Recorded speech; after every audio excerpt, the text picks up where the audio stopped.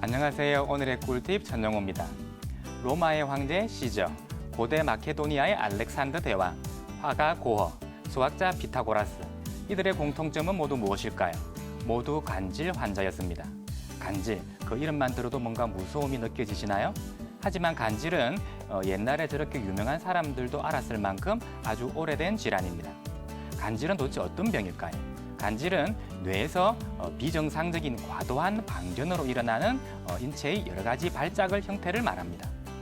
이 간질은 중세 유럽에서는 그 질환의 특성상 타인에게 혐오감이나 두려움을 주어서 마녀로 오인보다 받아서 화형에 처해지기도 하였고요.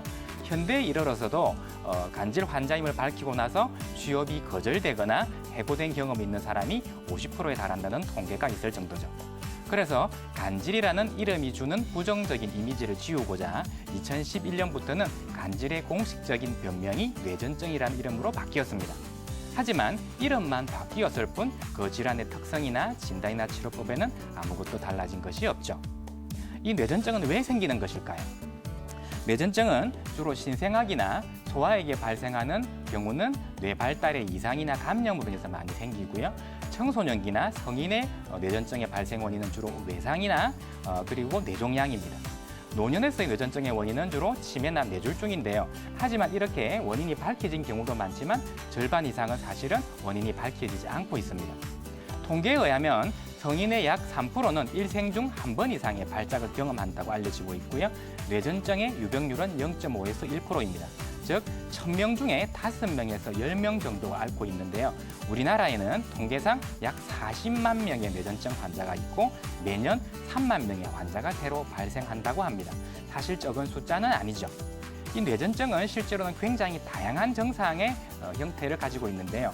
이 발작의 종류에 대해서 한번 알아보도록 하겠습니다. 크게 보아서 부분 발작과 전신 발작으로 나눌 수 있는데요. 부분 발작이란 것은 뇌의 일정한 작은 부분에서만 발작이 일어나는 것이고요. 전신 발작이란 것은 뇌의 전체적인 부분에서 발작이 일어나는 것이죠.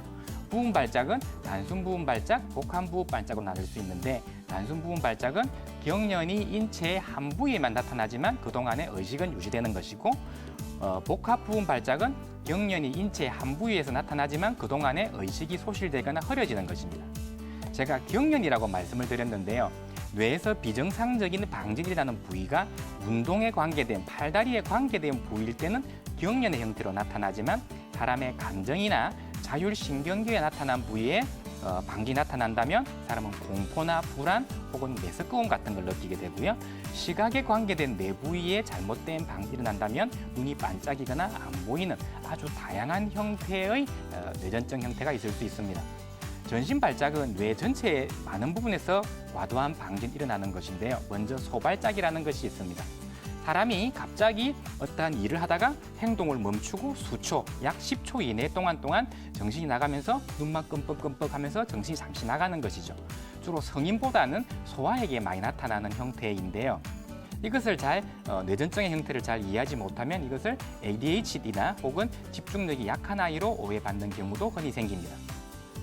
또 무긴장 발작이란 것도 있는데요. 순간적인 뇌의 방전으로 인해서 인체의 모든 근육의 힘이 순간적으로 빠져서 들썩 하고 쓰러지는 것입니다. 이런 경우는 자칫하면 기절이란 것으로 오해받을 수도 있죠. 강직 발작이란 것도 있는데요. 강직은 그야말로 온몸이 뻣뻣하게 나무 토막처럼 뻣뻣하게 힘이 들어가는 발작이고요. 근간대 발작이란 것도 있는데요. 이것은 전기에 감전된 것처럼 순간적으로 찌릿하는 것처럼 들들들들 떨리는 것을 말하죠. 전신 강직 간대 발작이란 것이 우리가 흔히 알고 있는 간질의 전형적인 형태인데요.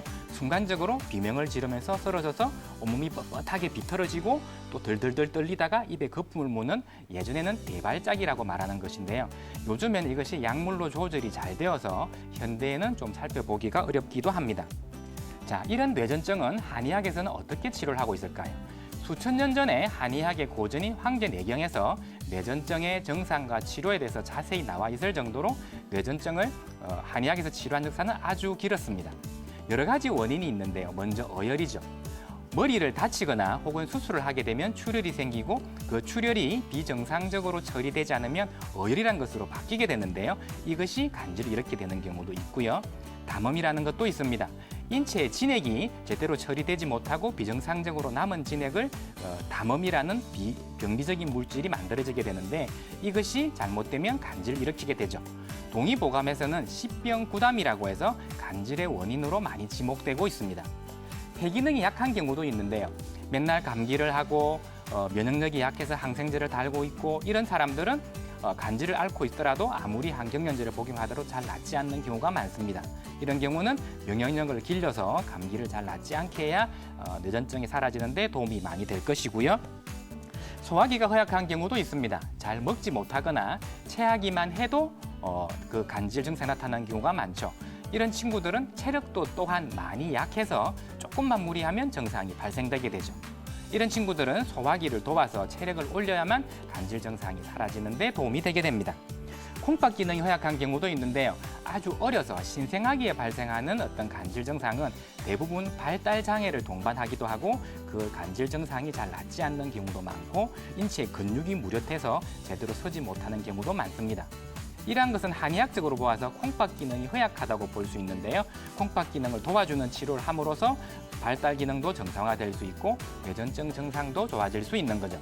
이러한 어혈과 담음이 있다거나 혹은 소화기, 그다음에 호흡기, 콩팥이 약하다고 해서 무조건 뇌전증이 발생하는 것이 아니라 뇌전증이 있는 환자들에게 어떤 것이 문제인가를 찾아서 그것을 해결하면 인체가 생리적인 상태로 정상화되면서 뇌전증이 사라진다는 것입니다. 오늘은 뇌전증에 대해서 말씀드렸습니다. 감사합니다.